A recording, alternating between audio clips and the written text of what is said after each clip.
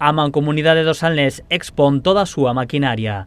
O organismo comarcal presentou no polígono empresarial de Sete Pías os seus 23 vehículos. Todo un parque de maquinaria que dá servizo aos 9 concellos da comarca. É un amplio parque de maquinaria.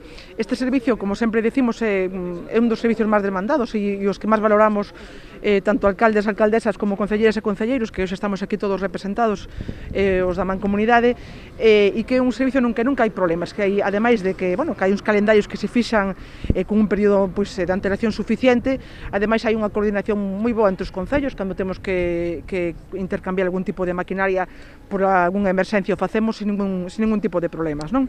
Os concellos da Mancomunidade organizan a distribución das máquinas para cubrir as necesidades de todos os municipios.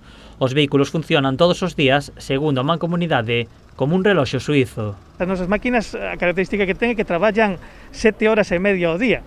Realmente, o que diferencia este parque de maquinario non é o número de máquinas, que temos moitas, senón que todas as nosas máquinas traballan 7 horas e media diaria, repartidas nos 9 concellos. Entonces, eso é algo moi inusual, non? Nun parque de maquinaria ter tan optimizada cada unha das máquinas. A boa organización á hora de distribuir a maquinaria permite aos concellos aforrar numerosos custos. Se contratásemos unha empresa privada para que nos prestase o servicio, nos custaría en torno a 600 euros día o custe desa máquina.